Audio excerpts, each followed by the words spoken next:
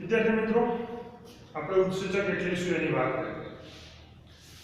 અને આ જે ઉત્સેચકો જે છે કે જે જુદા જુદા પ્રકારની રાસાયણિક પ્રક્રિયાઓ જે છે, પછી ભૌતિક પ્રકારની હોય કે રાસાયણિક પ્રકારની હોય, એમાંની રાસાયણિક પ્રકારની જે અકાર્બનિક કે કાર્બનિક પ્રકારની જે રાસાયણિક પ્રક્રિયાઓ જે છે એની સાથે આ વિશિષ્ટ પ્રોટીનની સંરચના ધરાવતો અણુ કે જેને આપણે ઉત્સેચક તરીકે ઓળખીએ છીએ એ જ્યારે જોડાય ત્યારે એ પ્રક્રિયક જે છે એ પ્રક્રિયકનું રૂપાંતર કરે છે અને એને નવા રાસાયણિક સંયોજનમાં અથવા તો જૈવ અણુમાં રૂપાંતર કરે છે.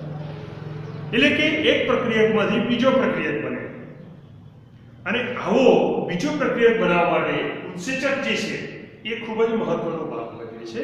અને આ ઉત્સેચક એ પ્રક્રિયાનો દર છે, વેગ છે, એ વેગ વધારે છે. ઘણી વખત આ ઉત્સેચકો જે છે એ પ્રક્રિયાના વેગને 10 મિલિયન કરતાં પણ વધારે નાખે છે. આપણે આગળ એનું ઉદાહરણ જોયેલું છે. હવે આ ઉત્સેચક જે છે એ કેવી રીતે કાર્ય કરે છે એની કાર્ય પદ્ધતિને આપણે સમજીએ. ઉત્સેચકની કાર્ય પદ્ધતિને સમજવા માટે આપણે પહેલા ઉત્સેચક એટલે શું એ યાદ કરી લેવું પડે અને સાથે સાથે આપણે એ પણ સમજી લેવું પડે કે આ ઉત્સેચક જે છે એ કેવી રીતે કાર્ય કરે છે. વિદ્યાર્થી મિત્રો, આપણે વાત કરી કે જ્યારે ઉત્સેચક જે છે એ ઉત્સેચકના અણુમાં પ્રક્રિયક જોડાણ સ્થાન જોવા મળે. પ્રક્રિયક જોડાણ સ્થાન એટલે શું? તો ઉત્સેચક અને પ્રક્રિયક એટલે કે સબસ્ટ્રેટ આ બંનેનું જોડાણ જોવા મળે. આપણે ઉત્સેચકની રચના ભણ્યા. ઉત્સેચકનો અણુ જે છે કોનો બનેલો છે? પ્રોટીનનો. પ્રોટીનના અણુની આપણે પ્રાથમિક, દ્વિતીયક, તૃતીયક અને ચતુર્થક રચના ભણ્યા. એમાં આપણે તૃતીયક રચના ભણ્યા છીએ.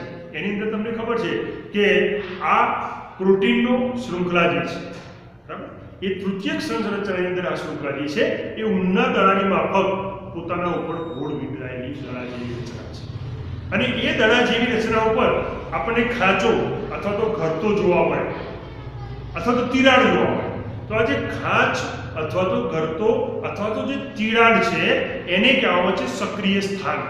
અને આ સક્રિય સ્થાન સાથે પ્રક્રિયક જે છે એ આ ઉત્સેચક સાથે જોડાયેલું છે. એટલે એના પરિણામે આ ઉત્સેચક અને આ પ્રક્રિયક બંને જ્યારે એકબીજા સાથે જોડાય એટલે એક સંકુલ બને. આને કહેવાય પ્રક્રિયક જોડાણ સ્થાન. આ પ્રક્રિયક જોડાણ સ્થાન એટલે એ છે સક્રિય સ્થાન.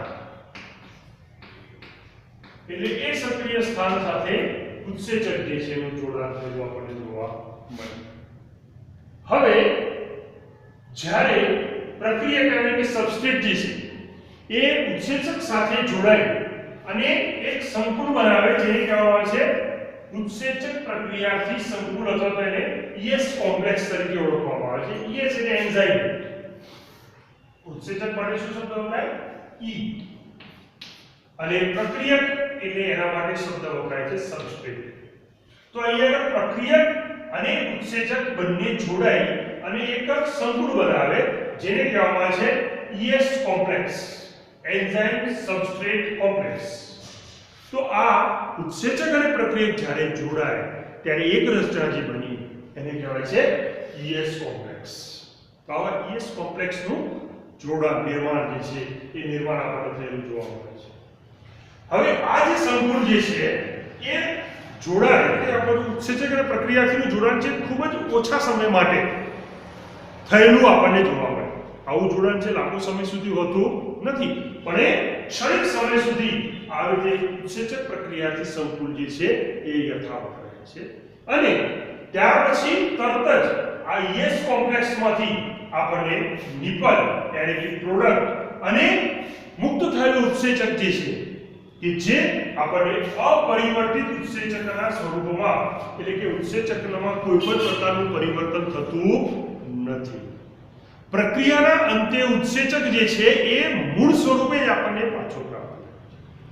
એટલે શરૂઆતની અંદર જે ઉત્સેચક જોડાયો એ પ્રક્રિયાના અંતે તમે જુઓ તો એના એ જ સ્વરૂપે અથવા તો અપરિવર્તિત સ્વરૂપે પ્રાપ્ત થાય. એટલે પ્રક્રિયાના અંતે આપણને બે વસ્તુ મળે, એક નિપજ એટલે કે પ્રોડક્ટ અને બીજો અપરિવર્તિત સ્વરૂપમાં જે આવા સ્વરૂપમાં વિયોજિત થાય છે.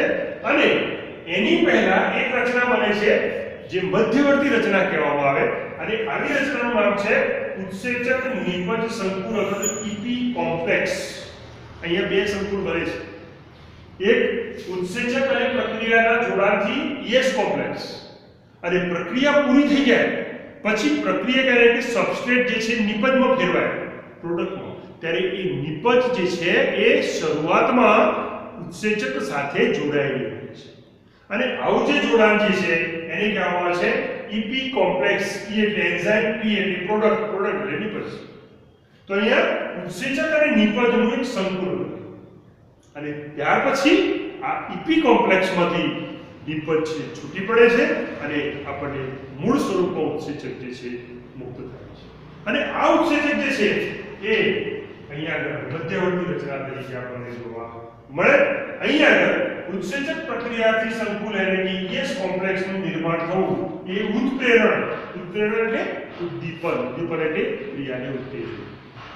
તો આ ઉદ્દીપન અથવા તો ઉત્પ્રેરણ માટે આ કોમ્પ્લેક્સ બનવું જરૂરી છે, આવશ્યક છે. જો કોમ્પ્લેક્સ બને તો જ ઉદ્દીપનની ક્રિયા થઈ એમ કહેવાય, તો જ એમાંથી નિપજ બને, તો જ પ્રક્રિયક જે છે નિપજમાં ફેરવાય, એ સિવાય ફેરવાઈ શકે નહીં.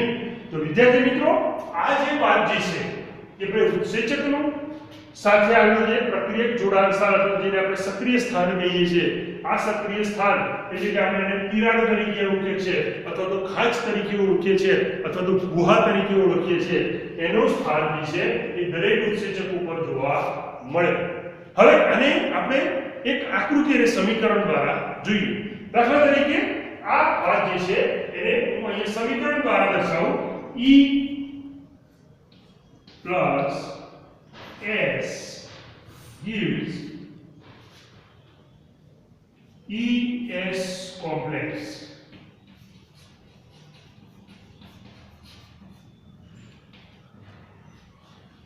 Gives, હવે આપણે મધ્યવર્તી રચના જે છે એને બતાવીશું. આ સબસ્ટ્રેટ જે છે એ પ્રોડક્ટમાં ફેરવાઈ ગયો એટલે એના પરિણામે બીજું કોમ્પ્લેક્સ બને ઈપી કોમ્પ્લેક્સ. અને ત્યાર પછી આ ઈપી કોમ્પ્લેક્સમાંથી ઈ એટલે કે એન્ઝાઇમ પ્લસ પ્રોડક્ટ મુક્ત થાય. તો અહીંયા આગળ આ જે બાબત જે છે આપણે સમીકરણ દ્વારા દર્શાવી. અહીંયા તમે જોઈ શકો છો કે ઉત્સેચક છે તેના પર સક્રિય સ્થાન આવેલું છે, એની સાથે સબસ્ટ્રેટ એટલે કે પ્રક્રિયક જે છે જોડાય છે અને એના પરિણામે એક જોડાણ બને, એને કહેવાય છે ઈએસ કોમ્પ્લેક્સ. આ ઈએસ કોમ્પ્લેક્સની અવસ્થા જે છે એ થોડાક જ સમય સુધી યથાવત રહે છે. જ્યારે પ્રક્રિયા થાય એટલે એના પરિણામે આ સબસ્ટ્રેટ જે છે એ પ્રોડક્ટમાં ફેરવાય છે અને આ ઈએસ કોમ્પ્લેક્સમાંથી ઈપી કોમ્પ્લેક્સ બને. આ ઈપી કોમ્પ્લેક્સ એ મધ્યવર્તી રચના છે જેમાંથી અંતે ઈ ફોર એન્ઝાઇમ અને પી ફોર પ્રોડક્ટ, ઉત્સેચક અને નિપજ જે છે મુક્ત થાય. હવે આ જે મેં સમીકરણ જે બતાવ્યું એ જ સમીકરણને હું તમને આકૃતિ દ્વારા દર્શાવું. વિદ્યાર્થી મિત્રો, અહીંયા આગળ આપણે માનો કે આ ઉત્સેચક જે છે એ ઉત્સેચક બતાવીએ, બરાબર. આવો ગોળ દડા આકારે, કુંતલ આકારે તૃતીયક સંરચના ધરાવતો પ્રોટીનનો અણુ જે છે એવો જ ઉત્સેચક હોય અને એ આવો દડા જેવો આકારનો હોય અને એની અંદર એક આવો ખાંચ જોવા મળે. આ જે ખાંચ છે જે એનું સક્રિય સ્થાન છે, જે ગુહા અથવા તો ખાંચ અથવા તો તિરાડ તરીકે આપણે ઓળખીએ છીએ. તો આવું આ એન્ઝાઇમ છે, ઉત્સેચક છે જેના ઉપર આવું સક્રિય સ્થાન આવેલું હોય, એની સાથે સબસ્ટ્રેટ જે છે જોડાય. દાખલા તરીકે હું અહીંયા આગળ સબસ્ટ્રેટ બતાવું છું. આ સબસ્ટ્રેટ છે પ્રક્રિયક. તો એ પ્રક્રિયક પર પણ આવી આ ખાંચ જેવી રચના આવેલી હોય. હવે આ બંને જે છે એક ઉત્સેચક ઉપર આવેલી ખાંચ જે છે એની સાથે આ સબસ્ટ્રેટ જે છે એ જોડાશે. એટલે કે આ પ્રક્રિયક જે છે એનો આ ભાગ આ ઉત્સેચકની ખાંચની અંદર બંધ બેસતો આવશે. એટલે એના પરિણામે જે રચના બનશે કે જેને આપણે કહીએ છીએ ઈએસ કોમ્પ્લેક્સ. તો એ ઈએસ કોમ્પ્લેક્સ જે છે એ આવી રીતે બનશે. આ ઉત્સેચક છે, એ ઉત્સેચક સાથે આવેલું આ એનું સક્રિય સ્થાન છે અને એની સાથે આ રીતે પ્રક્રિયક જે છે એ જોડાય છે અને આ બંનેનું કોમ્બિનેશન બને છે. આ કોમ્બિનેશન એટલે એને કહેવાય ES કોમ્પ્લેક્સ.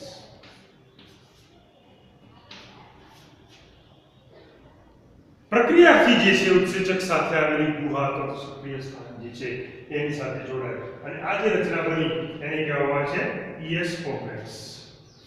આ જે ES કોમ્પ્લેક્સ છે એ ઓછા સમય સુધી યથાવત રહે.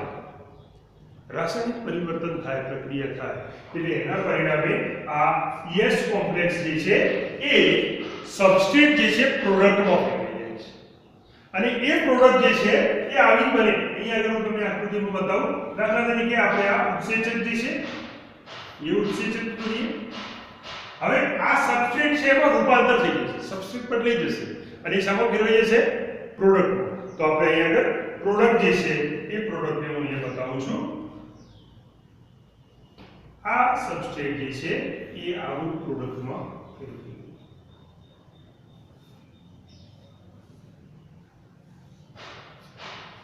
અહીંયા આગળ તમે જોઈ શકો છો વિદ્યાર્થી મિત્રો કે આ સબસ્ટ્રેટ છે, બરાબર? એ સબસ્ટ્રેટ આવી પ્રોડક્ટમાં ફેરવાઈ ગયું એટલે S માંથી P બની ગયું. રાસાયણિક બંધારણ બંધ તૂટ્યા, નવા બંધ બન્યા અને એના પરિણામે નવું રસાયણ બન્યું અને આ નવું રસાયણ એટલે એને કહેવામાં આવે છે આ એન્ઝાઇમ છે અને આ છે P પ્રોડક્ટ. આને કહેવાય EP કોમ્પ્લેક્સ. અને ત્યાર પછી આ EP કોમ્પ્લેક્સ જે છે એમાંથી આપણને પ્રોડક્ટ અને ઉત્સેચક બંને છૂટા પડેલા જોવા મળે. ત્યારે આ ઉત્સેચક જે છે આપણને અપરિવર્તિત સ્વરૂપમાં એટલે કે મૂળ સ્વરૂપમાં જેવો હતો એવા જ સ્વરૂપમાં આપણને પ્રાપ્ત થાય છે. પ્લસ એમાંથી આ સબસ્ટ્રેટ જે છે કે જે પ્રોડક્ટની અંદર રૂપાંતર થઈ ગયો એ આપણને અહીંયા છૂટો પડેલો. વિદ્યાર્થી મિત્રો આ જે છે એ એન્ઝાઇમ અને આ જે છે પ્રોડક્ટ. તો અહીંયા તમે જોઈ શકો છો સબસ્ટ્રેટ છે એક રસાયણ છે. એ ઉત્સેચક સાથે જોડાયેલ રાસાયણિક પ્રક્રિયા થાય, બંધ તૂટે, નવા બંધ બને અને એના પરિણામે આ S જે છે P માં ફેરવાયું, નવા જૈવોનું રૂપાંતર થયું, નવો રસાયણ બન્યું.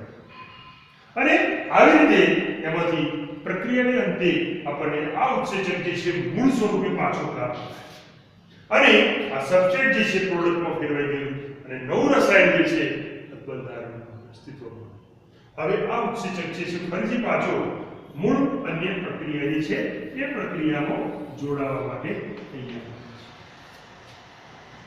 આવી પ્રક્રિયા હોય એ પ્રક્રિયામાં ફરીથી પાછો એ ઉત્સેચક જે છે એ જોડાઈ જાય, નવા પ્રક્રિયક સાથે જોડાય, નવું ES કોમ્પ્લેક્સ બનાવે, એમાંથી નવું EP કોમ્પ્લેક્સ બને અને એમાંથી એન્ઝાઇમ અને પ્રોડક્ટ નવું રસાયણ, નવો જૈવ અણુ જે છે મુક્ત થાય. વિદ્યાર્થી મિત્રો અહીંયા આગળ તમે આ જે ઉત્સેચક પ્રક્રિયાથી સંકુલ જે છે એ ઉત્સેચક પ્રક્રિયાથી સંકુલને આપણે તારાકૂચી સાથે સરખાવી શકીએ. લોક એન્ડ કી. તમે તાળું જોયું છે, ચાવી પણ જોઈ છે.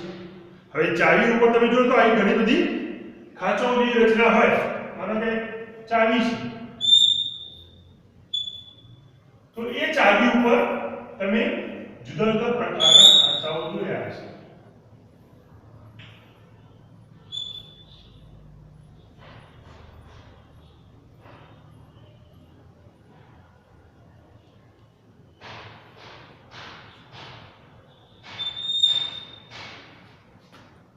ચાવી છે.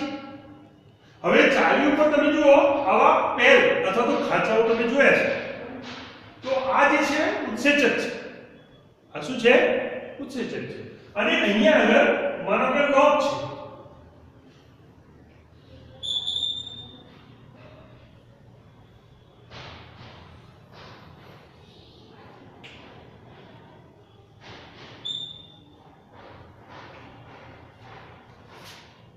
હવે આ ચાવીને જ્યારે આપણે લોકની અંદર લગાવીએ ત્યારે તાળું ક્યારે ખુલશે?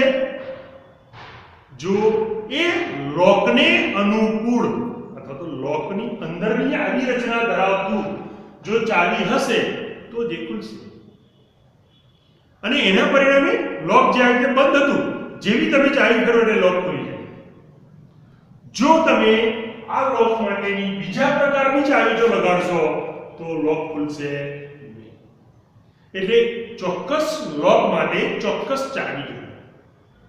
એ ચાવી બીજા લોક માટે ઉપયોગમાં લઈ શકાય નહીં, અથવા તો બીજા લોક ખોલવામાં ચાવી વપરાતી નથી. જેમ આ રીતે તાળું અને ચાવી, આ તાળું છે કૂંચી છે, એ કૂંચી વચ્ચે જેવો સંબંધ છે એવો જ સંબંધ અહીંયા આગળ આપણને આ ઉત્સેચક પ્રક્રિયાથી સંકળાયેલો જોવા મળે છે.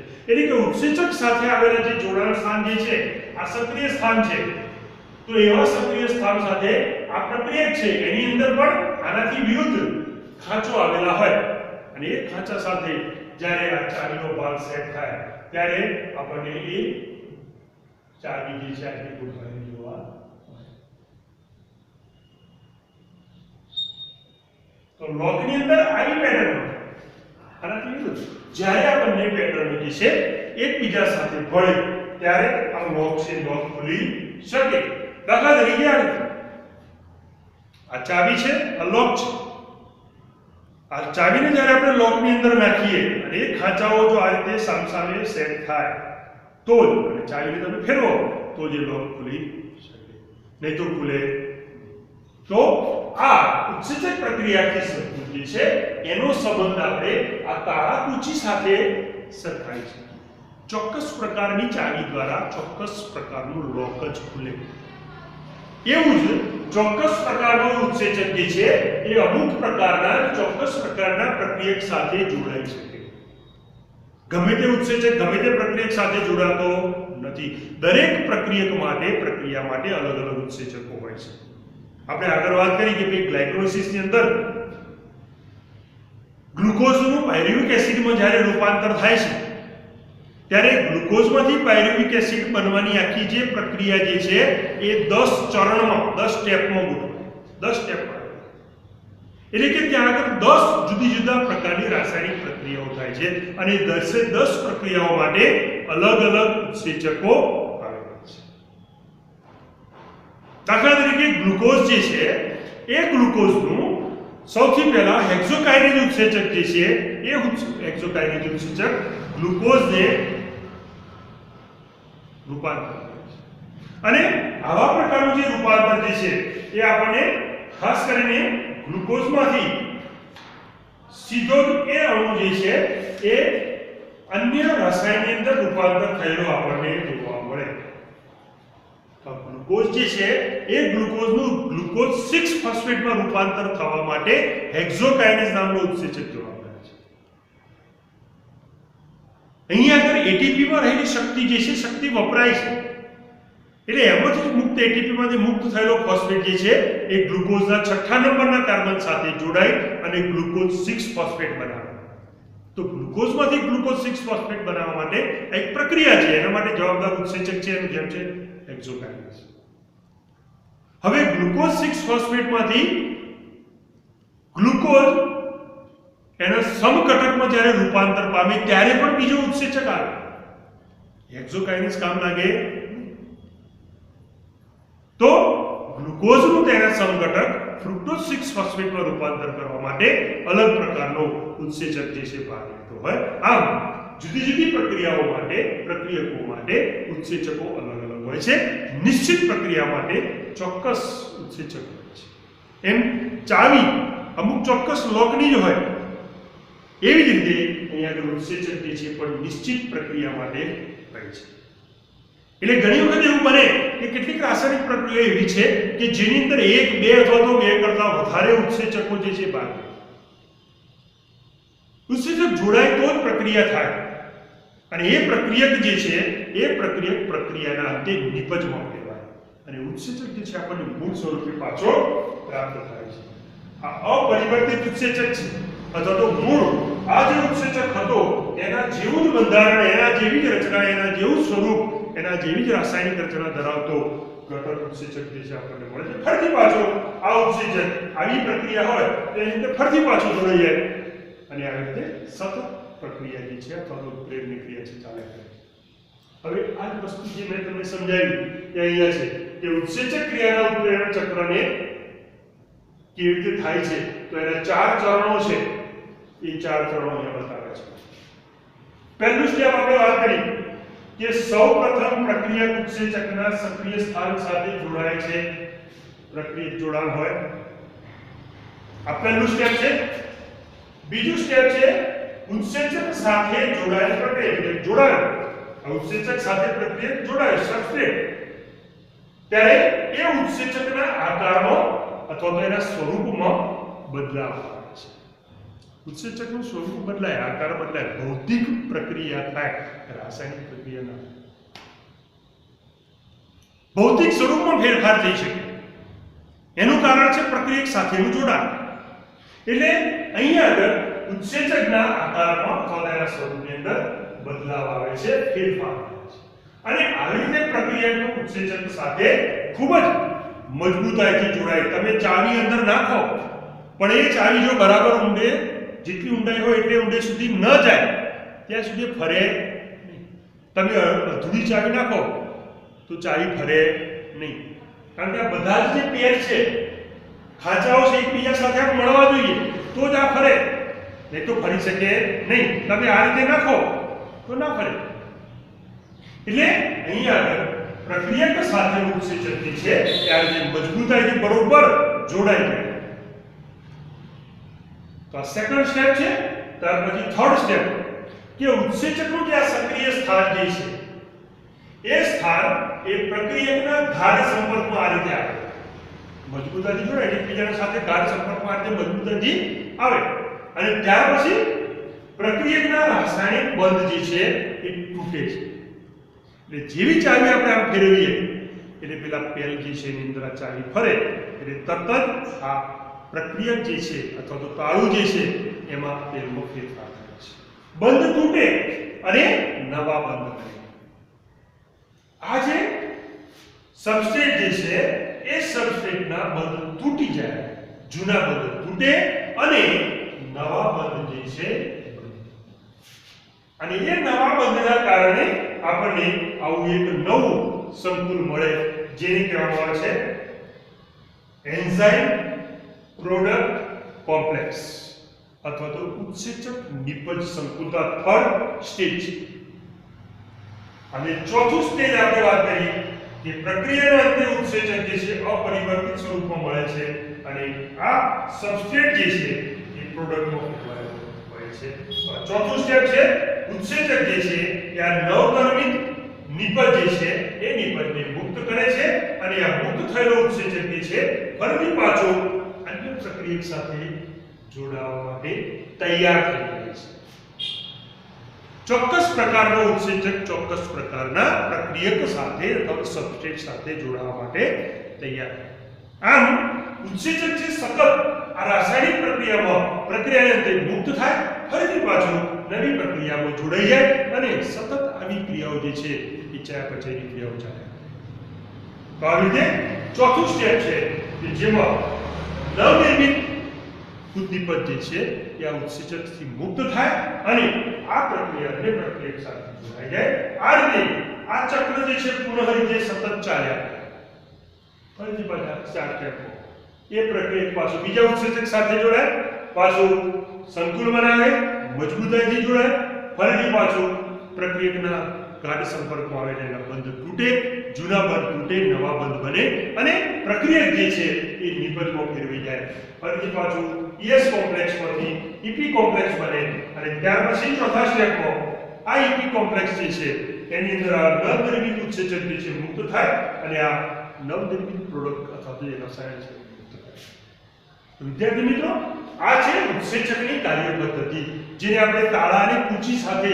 સરખાવી શકીએ જેમ તાળા કૂચીનો સંબંધ છે એવો જ આ પ્રક્રિયક અને ઉત્સેચક વચ્ચેનો સંબંધ છે તો આ છે ઉત્સેચકની કાર્ય પદ્ધતિ